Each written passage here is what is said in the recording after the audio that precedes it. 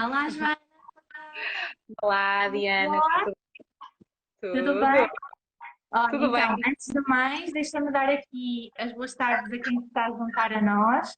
Já temos aqui algumas pessoas que estão a chegar e queria-te agradecer por teres tirado este bocadinho então para fazermos este live, é a tua estreia. E por isso também eu estou entusiasmadíssima porque eu cada vez que converso contigo aprendo sempre imenso, portanto tenho a certeza que hoje não vai ser diferente.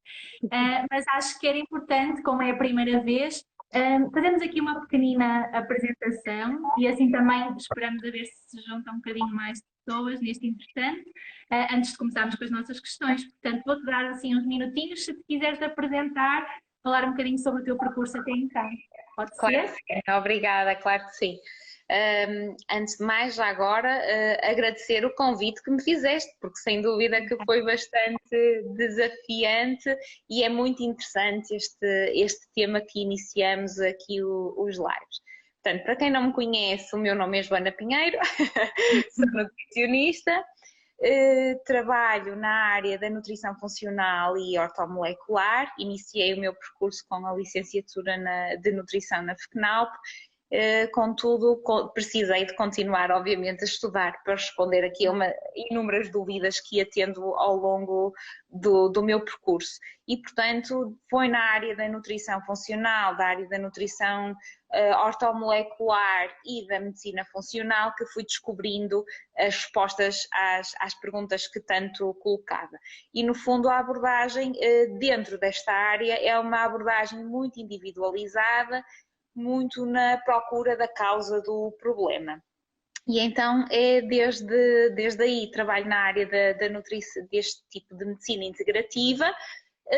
Entretanto, achei que fazia sentido o especializar-me, apesar de nós não termos especialidades na área da nutrição, mas tentar aprofundar mais sobre uma área e sem dúvida que a área da saúde feminina despertou aqui um interesse diferente. E desde então comecei a trabalhar mais vocacionada na área da saúde feminina, mas também obviamente com as crianças e não descurando as outras patologias e as outras áreas também, mas muito com este foco. Claro. E foi também esse foco que nos querias ter, que nos fez querer ter-te connosco também para esta equipa e está a ser um contributo maravilhoso e tenho a certeza que tantos outros se seguirão. Por isso, acho que vamos mostrar um bocadinho do que é este cheirinho da nutrição integrativa e funcional e desta tua forma de estar também na nutrição, que acho que também te diferencia. Então, Joana, vamos começar com a primeira pergunta, sem mais demoras, porque temos aqui ainda algumas e eu não quero depois que seja por falta de tempo. Então, de quantas em quantas horas devemos comer durante a gravidez?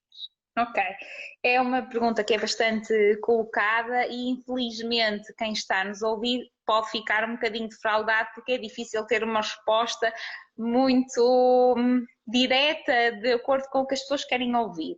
Na maioria dos casos, o comum são as 3 em 3 horas ou 3 horas e meia, 3 horas e meia, tal como outra pessoa qualquer. Contudo, há sempre exceções à regra, portanto, se nós temos uma grávida que está muito nauseada, que tem vómitos, por exemplo, ou que inicia a sua gestação com muito baixo peso e está a haver aqui um compromisso no desenvolvimento, portanto, do seu bebê, as guidelines e as referências já passam a ser outras e tem que ser trabalhado de uma forma diferente. Mas para a maioria das grávidas mantém-se as 3 em 3 horas, 3 horas e meia em 3 horas e meia e não tem que comer por dois. Pois, às vezes também perguntam. Como sempre a dizer, tem que comer para dois, mas dois com necessidades diferentes e um no início nem do tamanho de uma ervilha está bem? Certo, também é importante, também é importante. Sim. Olha, Joana, e então, o que é que não devemos comer de todo durante a gravidez? Ok, boa. Olha, é assim, que, mais uma vez, cada grávida é uma grávida e tudo depende da sua condição de saúde, dos problemas de saúde que tenha ou os antecedentes familiares que tenha. Mas de uma forma geral, nós sabemos, obviamente, que o álcool será um alimento a evitar, as bebidas alcoólicas de uma forma generalizada. aqui com a exceção de quando introduzimos álcool num método de confecção, esse álcool evapora e, portanto, é exceção à regra e aqui não se aplica essa questão. Um outro alimento a evitar também serão as bebidas com cafeína, bebidas e alimentos, portanto, desde uma Coca-Cola, um café, um chá preto, estamos a incluir aqui todos este tipo de alimentos neste bolo. Mas obviamente que há aqui também exceções à regra, porque as guidelines orientam-nos muito neste sentido. A OMS, por exemplo, no consumo quanto aos alimentos com cafeína, diz que uma grávida pode ingerir até 150 a 300 miligramas por dia e considerem que um café tem cerca de 88 miligramas de cafeína, portanto é só fazer contas e ver que não são muitos, mas a verdade é que também depois temos muita evidência científica que nos diz que, especialmente em quem tem abortos de repetição, a cafeína pode ter aqui um contributo indesejado, não é? E, portanto, nós adaptamos também muito em função disto. Se já houve abortos de repetição, depois também depende. Imagina que temos uma mulher que toma inúmeros cafés por dia e não consegue abdicar da toma de todos, porque há, de facto, pessoas que tomam muitos cafés por dia. Também temos evidência a mostrar-nos que cria mais stress e acaba por ser mais contraproducente tirar tudo do que ir fazendo uma redução. Mas de uma forma geral, o álcool, as bebidas com cafeína seriam aqui grandes alimentos ou grupos de alimentos a evitar. Temos também um que é muito pouco falado, que são, portanto, as batatas verdes ou a grelar. Quando assim elas têm alfa-solanina, entre outros componentes na composição que acabam por ser tóxicos, obviamente que ingeridos em grandes quantidades ou com frequência, não é? Como tudo há que ter aqui um bocadinho de bom senso e eu gosto sempre de frisar este pormenor. Quando assim basta tirar a parte verde ou a parte que está grelada, que já não tem impacto. A evidência mostra-nos que pode prejudicar e contribuir para o aparecimento de uma espinha bífida, por exemplo. Então são alimentos que procuramos evitar. Hoje em dia fala-se muito também no peixe com mercúrio, há evidência a tentar convencer os profissionais de saúde, mas tudo depende depois da região geográfica em que vivemos para nem sequer recomendar o consumo de peixe. De facto, o nosso peixe está muito poluído, mas o que há mais consenso neste momento é para procurar evitar os peixes com maiores níveis de mercúrio. Portanto, estamos a falar os grandes predadores, nomeadamente o peixe-espada, o tubarão, inclusive o atum. Portanto, peixes grandes comem peixinhos mais pequeninos ou plantas, no fundo. Neste caso, estes serão alguns alimentos a evitar. Um outro alimento a ter maior cuidado, para fechar assim o leque dos principais alimentos a ter cuidado, serão o fígado dos animais. O fígado vem de uma carne de porco, de uma carne de vaca, tem níveis muito elevados de retinol, vitamina A sob a forma de origem animal, que em grandes quantidades pode ser tóxica porque ela é lipossolúvel e acumula-se. Especialmente se estiver a tomar suplementação ou medicação com vitamina A, não deverá fazer o consumo de fígado. Se não estiver, pequenas doses, sempre de origem orgânico, biológico, uma vez de 15 em 15 dias, não haverá grande problema. Ok, muito bem. Então, agora, além do que evitar por causa da toxoplasmose, que outros cuidados ter? Boa. Olha, muitas vezes vem a consulta a perguntar a informação a respeito da toxoplasmose e em Portugal faz-se esse despiste para perceber se é imune ou não é imune à toxoplasmose. Mas também há outras abordagens e há outros países que nem sequer fazem esse despiste, considerando que todas as grávidas podem ter toxoplasmose ou contrair um outro tipo de micro-organismo, o que eu acho que faz muito sentido. Ou seja, pode, de facto, a grávida não ter nenhuma condicionante com uma toxoplasmose, mas existe uma listeriose, existe uma salmonela, existem inúmeros outros micro-organismos, inclusive parasitas, que é preciso ter cuidado. Então, a segurança alimentar é chave, não só para evitar um contacto com uma toxoplasmose, mas também para esta grande variedade de micro-organismos, até porque o sistema imunitário está de uma forma diferente do que numa condição habitual. O que é que diria que seria importante evitar? Portanto, o paté, queijos moles ou azuis, como o caso do brie, do camembert, porque, por exemplo, podem estar mais contaminados com a listeriose. Poderemos depois também falar no consumo de ovos crus. E aqui, normalmente, as minhas grávidas dizem sempre, mas eu não consumo ovos crus. A verdade é que pode consumir e nem pensar que está a consumir, nomeadamente se for a um restaurante e comer uma maionese, perdão, sim, a maionese também, uma mousse de chocolate caseira, se comer uma maionese, acaba por consumir ovos crus sem ter às vezes esse conhecimento, está bem? O ovo estrelado, a gema está crua no fundo, por isso é que está líquida, também não nos dá muita segurança. Os ovos crus, as aves também, em especial o frango, podem estar contaminadas com salmonela, então nós sugerimos sempre que sejam muito bem cozinhadas.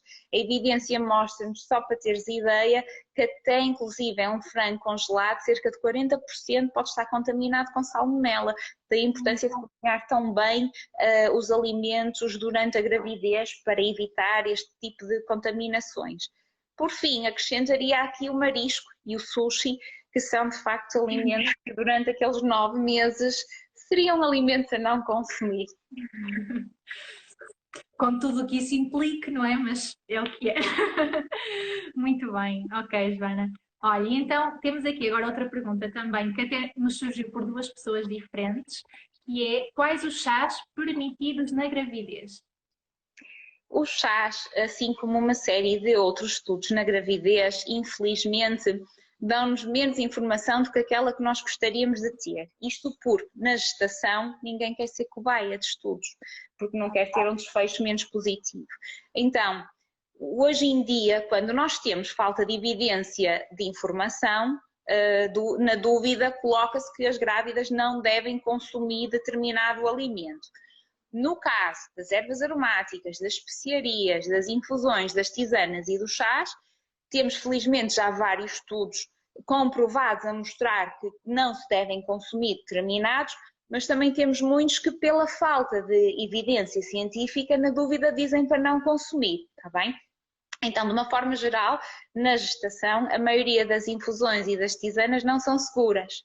O que nós temos evidência científica que pode ser usado é, de facto, a camomila, seguríssimo o gengibre, e é muito interessante, por exemplo, quando a grávida manifesta picos de náuseas, assim como a casca de limão, a casca de laranja, são extremamente seguros.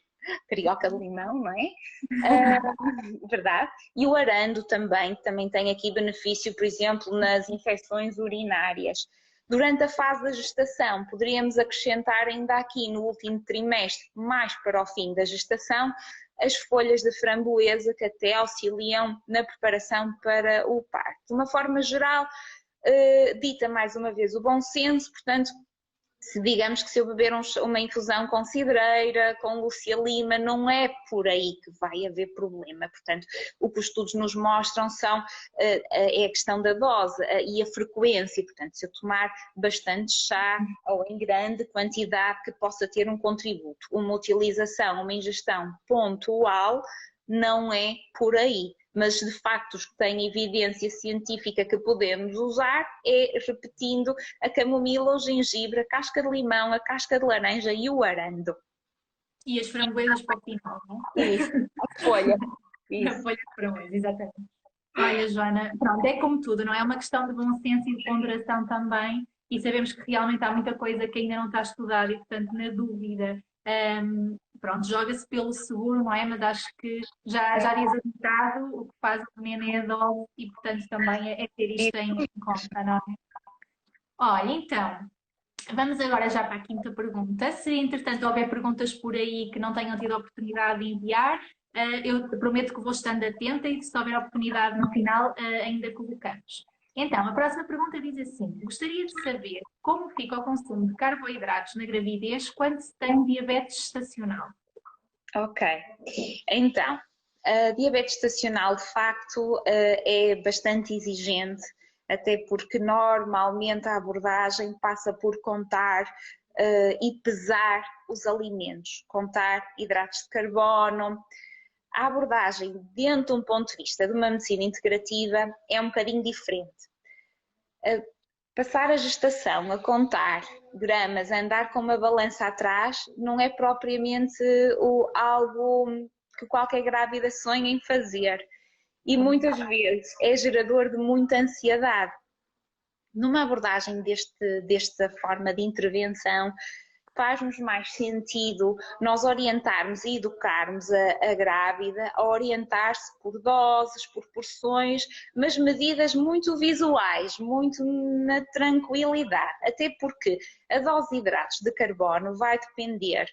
Primeiro, se temos uma grávida normoponderal, se tem excesso de peso, como é que está, portanto, aquele açúcar no sangue, em que valores está muito desajustado dos valores de referência ou não, se está próximo do valor de referência, qual é o seu pico de insulina, qual é a sua resposta, assim como também a fase da gestação, porque no início, em termos de ingestão alimentar, é muito parecida a uma mulher em idade adulta. Obviamente que quanto mais semanas esta mulher tem em termos de gestação, também as necessidades a nível alimentar vão modificar e, portanto, também esta dose de hidratos de carbono se modifica. Numa abordagem de nutrição funcional, nós orientamos muito, obviamente planificamos o plano alimentar, mas orientamos muito a importância da escolha do hidrato de carbono de complexo, portanto aquele de absorção mais lenta, estamos a falar, por exemplo, do arroz, da massa, de um pão escuro, este tipo de estratégias, mas também quando há a introdução de um hidrato de carbono simples, como o caso da fruta, o que fazer para diminuir a velocidade de absorção no sangue. Normalmente passa por a inclusão de uma proteína para estabilizar, portanto, aquele açúcar no sangue, mas também é importante perceber como é que estão os níveis de fibra, se são suficientes, de quanto em quanto tempo está a comer, as quantidades também fazem aqui diferença. Às vezes acontece nós termos mulheres com diabetes estacional que até têm bastante cuidado na sua alimentação, até têm um peso normal para o baixo e mesmo assim acontece terem um diagnóstico de diabetes estacional. E muitas vezes aqui temos que equacionar como é que está a saúde daquele intestino, se está a absorver bem os nutrientes ou não e se existem carências nutricionais. Porque às vezes aquela mulher já tem cuidados, só que há determinados desequilíbrios nutricionais, nós percebemos para regular a glicose não é só importante controlar os hidratos de carbono, mas também perceber como é que estão os níveis de vitamina D, como é que estão os níveis de magnésio, como é que estão os níveis de crómio. Às vezes basta estes ajustes em combinação, obviamente, com uma alimentação equilibrada para corrigir, portanto, os níveis analíticos. Para além disso, e mais do que a questão de quantidade de hidratos de carbono, importa perceber a carga glicémica e, portanto, ensinar a gestante que alimentos têm menor carga glicémica e por isso que vão ter um menor impacto para ter estes picos de açúcar no sangue. Portanto, a resposta se calhar não é aquela que quem colocou a questão gostaria de obter, mas de facto é muito difícil dizer quantidades porque depende do momento da gestação em que está, assim como depende da abordagem. E numa abordagem deste estilo nós não trabalhamos por quantidades. Claro. Quando nos habituamos a personalizar, às vezes é difícil dar respostas que sirvam a toda a gente, não é? Mas de facto também é isto que faz sentido, esta personalização, e por isso é que uma diabetes estacional pode não ser igual à outra, ainda que os valores analíticos sejam semelhantes, não é? Verdade, verdade. Às vezes a forma de abordagem é completamente distinta, exatamente porque vamos perceber a causa e vamos perceber o que é que está por trás daquela diabetes estacional. Exatamente. Ok, Joana, então vamos à próxima. Queres respirar um bocadinho ou estás bem? Estás bem?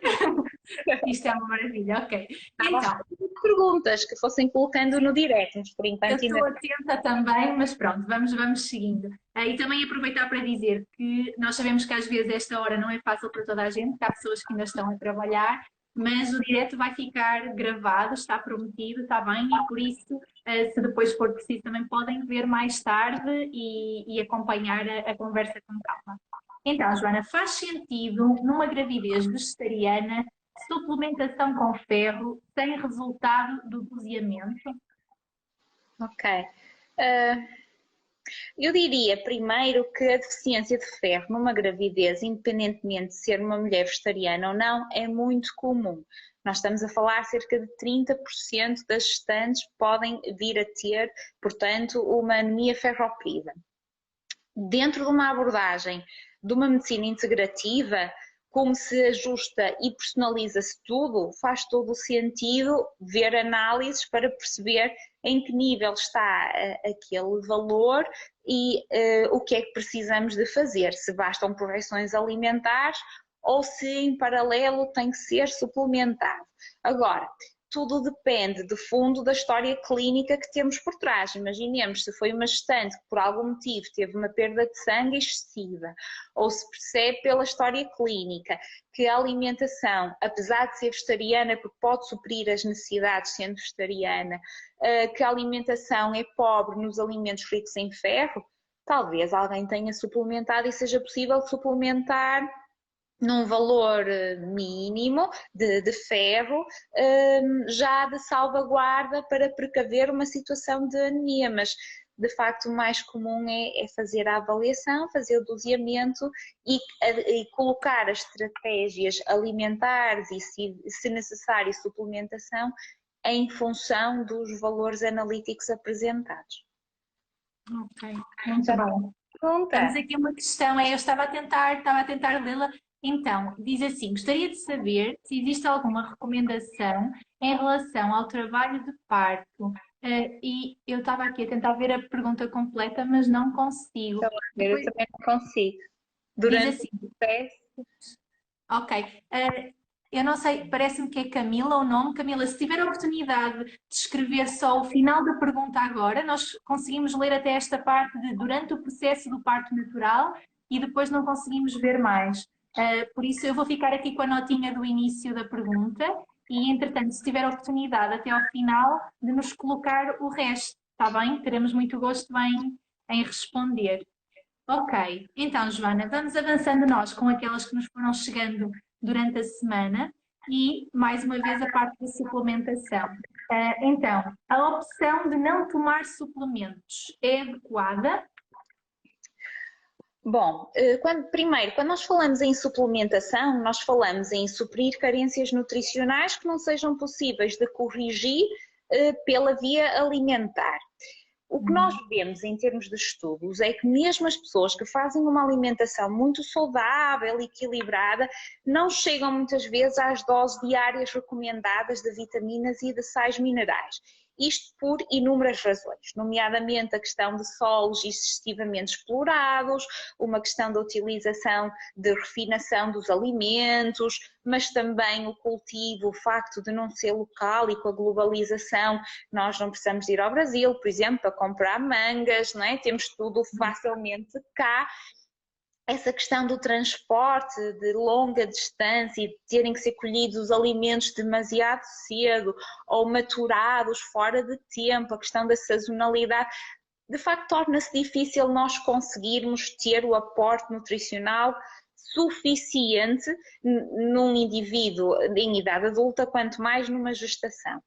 Adicionalmente a isto, nós vamos percebendo também que dose diária recomendada não é necessariamente a dose ideal, assim como muitas vezes nós temos grávidas com problemas de saúde e nem sequer a dose ideal precisamos de uma dose ótima para corrigir ou equilibrar determinados problemas de saúde.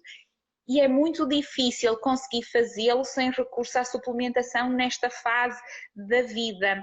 Só, por exemplo, pensando numa questão de cálcio, é muito giro fisiologicamente perceber que quando a mulher está grávida o corpo permite que haja uma maior absorção de cálcio pela alimentação, mas a verdade é que mesmo assim não se consegue assegurar aquilo que é suposto, é mesmo necessário recorrer à suplementação. Daí haver as orientações para a toma do ácido fólico, do iodo.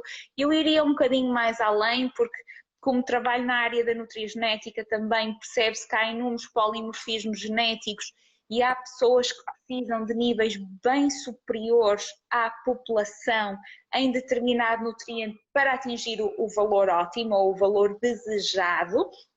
Então, no fundo, mais do que suplementar de uma forma taxativa e igual, faria sentido aquilo que inicialmente começamos a falar, suprir as carências nutricionais, que não sejam possíveis completar via alimentar. E isso depende muito de mulher para mulher. Perfeito. Olha, Joana, então agora não é uma, são 3 perguntas já que eu anotei aqui, portanto, vamos pela ordem que foram colocadas. Então, temos aqui, se uma grávida, não, antes disto, era a do parto natural, exatamente. Há alguma orientação sobre o que consumir durante o trabalho de parto, o natural, por exemplo, mas, ou seja, durante o trabalho de parto em geral, principalmente pensando que ele pode ser prolongado? Ok, pronto. É uma excelente questão. Tudo depende de onde vai correr este trabalho de parto. Uma vez que, a nível hospitalar e dependendo de hospital para hospital, não é possível determinadas abordagens em que, noutras circunstâncias, é possível. Quando é possível programar-se e planear-se um parto natural, é ótimo pensar-se em dar alimentos fornecedores de energia para auxiliar, no fundo, que esta perpetuação de horas permita ser feita com maior facilidade, no fundo. Então procura-se recorrer ao consumo de alimentos como o caso uma fruta desidratada, que tem maior quantidade de açúcar, mas em termos de volume é menor e, portanto, é mais fácil a grávida poder ingerir durante este trabalho de parto, em simultâneo sempre acompanhado com alimentos que vão permitir que esta velocidade de absorção se torne um bocadinho mais lenta e, portanto, a inclusão de frutos gordos, como o caso das nozes, das amêndoas, das avelãs, vão permitir ter uma energia mais constante e de longa duração. Complementar pode ser aqui, por exemplo, uma boa estratégia, a hidratação também, sumos de fruta também podem ser aqui uma ideia, ir bebendo para dar ali alguma energia extra, colocar até um pouco de sumo de limão, pode ser aqui também uma ótima estratégia. Tudo, no fundo, coisas que tenham pouco volume e permitam à grávida poder fazer esta ingestão, mas sem ter ali um compromisso digestivo muito grande.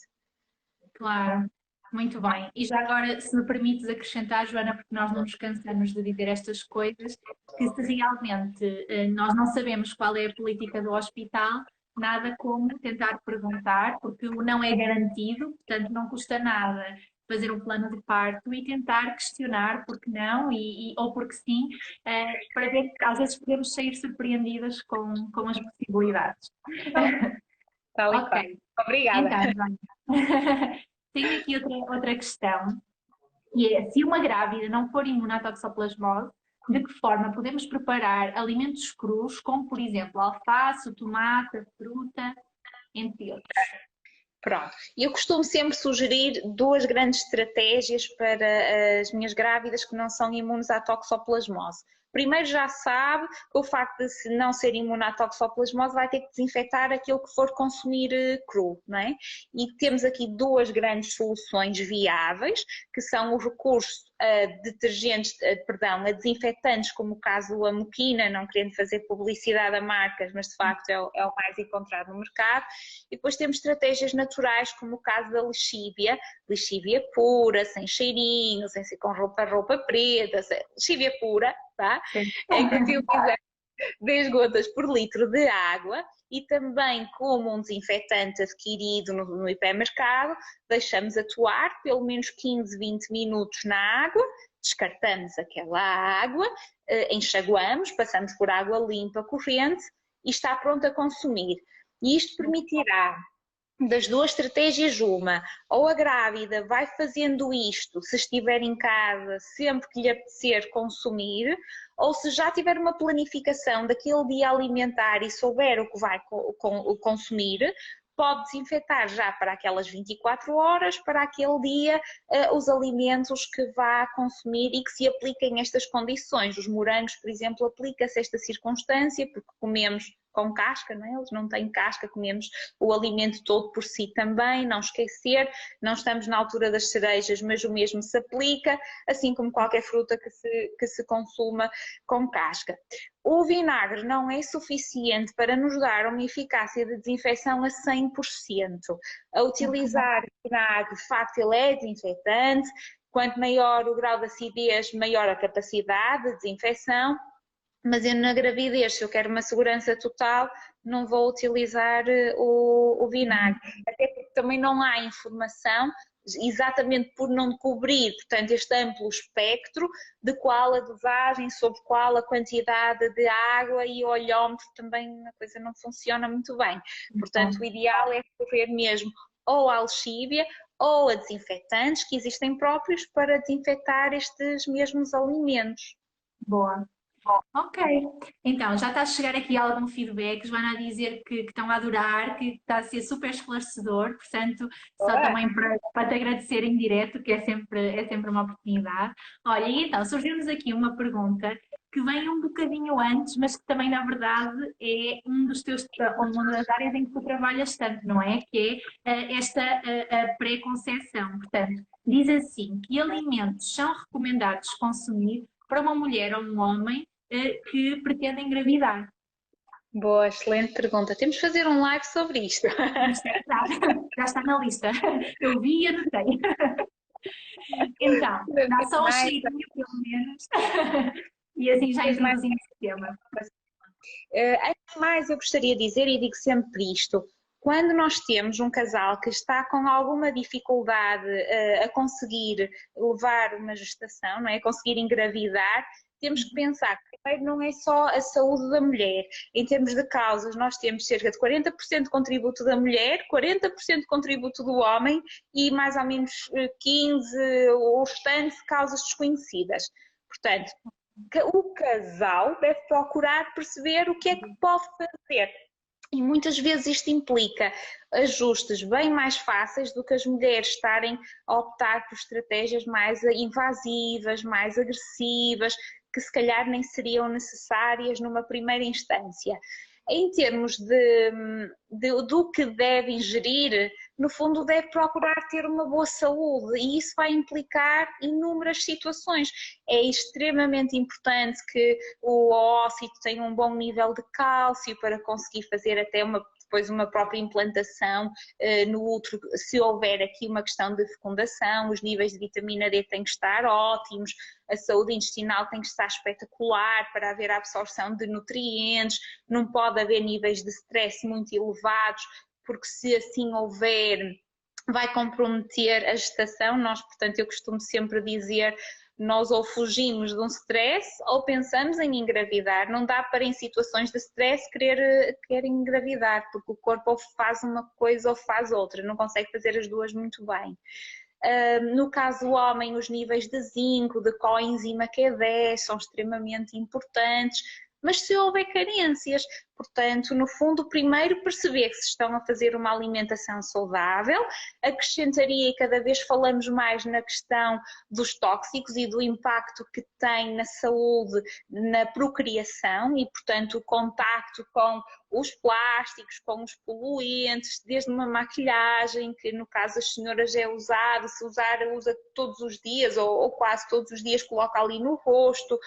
Portanto, o tipo de produtos que utiliza, que rodeia, ambientadores, até a própria radiação eletromagnética, como é que está aquele ritmo circadiano.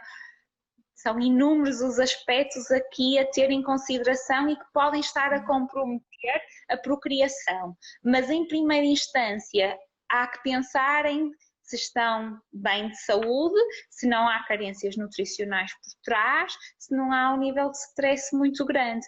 Tudo o que seja mais pormenorizado tem que se perceber o que é que está a acontecer e ver. Nós, de facto, temos noção de determinados nutrientes, mas cada caso é um caso e a forma de trabalho é completamente distinta mediante a causa do problema. Claro, e por isso é que este é um dos casos excelentes de exemplo de tu fazeres muito mais perguntas na tua consulta do que sobre nutrição em específico, não é? Há todo um ambiente e todo um contexto em que as pessoas estão inseridas que vai influenciar diretamente depois a sua saúde alimentar, por assim dizer. E que faz todo o sentido averiguar, não é? Portanto, daí também este conceito de nutrição integrativa, e por isso eu acho que isso também é importante que fique claro, não é? Que não há, mais uma vez, é difícil dar algumas receitas porque tem que ser avaliado caso a caso quais Isso, são realmente as necessidades, não é? e de Mas que facto, há um trabalho a fazer e há um contributo a dar, sem dúvida, não é, Joana? enorme. E não falamos só a nível alimentar, é preciso analisar a questão não só dos poluentes, mas também como a questão do sono, se aquela pessoa trabalha por turnos ou não, nós já sabemos que tem impacto na questão da fertilização, há inúmeros aspectos que têm que ser abordados para perceber o que é que está a comprometer. Muito bem. Oh, Joana, que bom. Olha, acho que foi um bocadinho mesmo bem passado. Foi, acho que na dose certa, como qualquer bom alimento. E por isso, eu vou dar aqui só um abraço a toda a gente que nos está a ver, assim, um abraço à distância, aos que conseguiram estar presentes e àqueles que ainda irão assistir. Nós vamos deixar depois o vídeo disponível, quer no nosso canal YouTube, quer no IGTV, portanto, passem por lá também. E a Joana está disponível também em consulta na Ginográvida, e vão seguindo também a página dela, que tem sempre conteúdo tão, tão pertinente, a Nutri Super Health. E nós, fica a promessa que nos voltamos a encontrar, já temos pelo menos 2 temas que ficaram aqui no bolsinho para repetirmos um live contigo, Joana, portanto, muito obrigada mais uma vez pela tua presença e pelo teu contributo. Sim, queres deixar Diana, uma deixa mensagem final? quero Claro. deixar uma. Se eventualmente me ouvirem mais tarde, portanto, a nossa gravação e houver alguma dúvida adicional que não tenha sido esclarecido, estejam à vontade, mandem-nos mensagem que assim que conseguir eu respondo à questão e apesar de não ser esclarecedor para a maioria das pessoas, mas responde-se à dúvida e não fiquem com a dúvida. Boa, que bom, Joana. Um Pronto, beijinho, olha, obviamente, para todos os que estiveram a assistir e também para ti. claro, claro. Olha, e o resto de bom dia e de boa semana. A gente ainda se encontra pela Gimnográvida, mas fica aqui já os votos, está bem? Um beijinho e até à Beijinho. próxima. Obrigada. Tchau, tchau. Obrigada.